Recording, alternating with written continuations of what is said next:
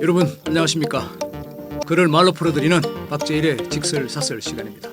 국민의힘 전당대회가 끝났죠. 한동훈 당대표 됐습니다. 어디 아니라고 했는데 결국 한 대표 체제가 출범했습니다. 청와대에 가서 만찬도 했고요. 이렇게 질문합니다. 야, 이거 이제 큰일 났다. 현재의 권력, 그러니까 윤석열 대통령이죠. 그리고 미래의 권력, 한동훈 당대표인데 현재의 권력과 미래의 권력이 이거 충돌하기 시작하는 거 아니냐. 굉장히 우려가 많습니다. 현재의 권력과 미래의 권력? 특정 당 정치 세력에 현재의 권력과 미래의 권력이 동시에 있다는 것은 여러분 좋은 거 아닙니까? 지금 미국 한번 보십시오. 바이든 사퇴했지 않습니까? 권력 공백기가 생겨서 부통령이 후보를 한다는데 그게 미래의 권력이 지금 없었기 때문에 우왕좌왕하는 것이죠. 현재의 권력과 미래의 권력이 충돌한다. 이것이 그 당이나 정치 세력에 미래에 분란의 소지가 있을 수는 있지만 그게 나쁘진 않다. 두 권력 축이 자전거의 두 바퀴라 할까요? 같이 굴러간다는 것은 시너지를 효과를 내고 양날의 칼로서 언제든지 준비된 어떤 상황에 대처하기 쉽다는 뜻이겠죠. 우리 정치 역사에도 쉽게 얘기를 들 수 있죠. 과거 김영삼 대통령과 이해창 국무총리, 박근혜 대통령이 되기 전에 이명박 박근혜 관계랄까? 그리고 민주당 쪽에서는 김대중 노무현 이런 2인자는 아니었지만 어쨌든 현존 권력과 미래 권력에 공존하던 시절이 많이 있었습니다. 그런 시절이 굉장히 그 정부가 힘이 있고 박력이 있고 어떤 정치적인 추동력이 있었던 시절이라 이렇게 보여집니다. 그러니까 다시 말씀드리지만 현존 권력과 미래 권력의 충돌 나쁘진 않다 이렇게 한번 더 강조드리고 싶습니다. 한동훈 그런데 현존 권력이든 미래 권력이 어쨌든 간에 결국은 배신할 것 아니냐. 지금 최상병 특검이나 김건희 여사 수사에 대해서 한동훈 대표는 국민의 눈높이를 강조하지만 결국은 그게 윤석열 정권에 어떤 치명타를 미칠 수 있는 그런 좀 더 다른 당의 전체적 입장과는 다른 모습을 행보를 드러내고 있기 때문에 결국은 깨질 것이다. 배신에 가까운 것 아니냐. 아직도 여전히 걱정하시는 분들도 있는 것 같아요. 여러분이 한동훈이라면 그러면은 당대표가 정치인 한동훈이 똑같은 대통령실의 입장을 반복한다면 여러분 그렇게 하겠습니까? 그거 완전히 멍청한 것 아니겠습니까? 똑같은 것을 반복한다. 당대표를 할 필요가 없겠죠. 아마 한동훈 대표가 당선된 데 대한 이유에도 반하는 논리일 겁니다. 한동훈, 윤석열 두 사람의 관계는 일전에도 말씀드렸다시피 20년 이상의 직위이고 뭔가 브로맨스랄까요? 공통점이 굉장히 많고 한편으로는 정치적인 숙명적으로 한 배를 타고 가고 있기 때문에 그 배에서 어느 쪽이 먼저 뛰어내릴지는 모르겠지만 뛰어내린다면 그건 흔히 말하는 공멸이겠죠. 그건 더 이상 정치적인 진화가 어려운 상황이 될 것입니다. 그걸 아마 공이 웬만하게 정치의 속성을 알고 있다면 숙지하지 않을까 이렇게 생각합니다. 어쨌든 한동훈 대표는 본격적으로 정치 무대에 등장한 것은 이제 7개월인데 역설적으로 보면은 7개월 만에 공당의 대표로 선거전에서 이겼다는 것은 거의 좀 유례가 없는 사실이죠. 그 점에서는 한동훈이 일단 성공했다고 볼 수 있습니다. 둘째로는 아무래도 74년생으로 대한민국 정치사의 지금 현 시점에서 어느 정도 세대교체의 기분도 든다. 이것도 한동훈으로서는 장점이다. 이렇게 보여집니다. 여기에다가 여러분도 잘 아시지만 한동훈의 레토릭은 좀 강하죠. 쉽게 말해서 말을 제법 잘 한다는 것입니다.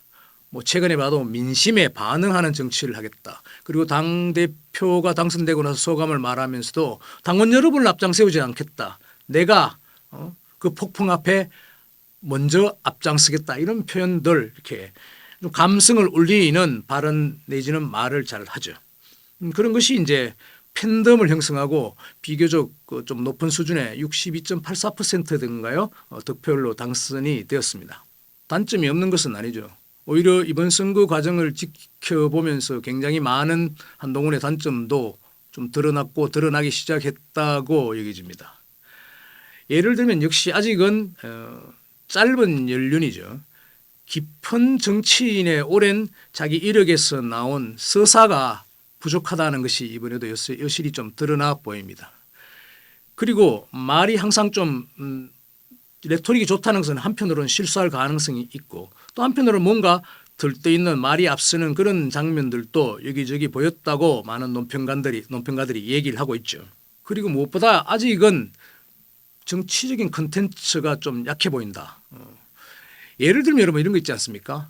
25만 원 지원금 이재명 지금 뭐 당대표가 뭐 후보지만 꺼내고 있지 않습니까? 끝까지 물고 늘어지고 있는데 그게 뭐 경제 논리로 보면 말도 안 되는 이야기일 수도 있겠죠. 그렇지만 이게 굉장히 감성을 파고드는 것이고 일반 국민들은 우리한테 돈을 저렇게 25만 원을 주려고 하는 거 보니까 뭔가 서민들을 좀 위로하는 그런 심정이 있는갑다. 아니면은 거대 야당의 어떤 그 경제적인 게 우리 소비를 진작시켜서 더 발전시키려고 하나보다 이렇게 지지하는 측면도 있지 않습니까?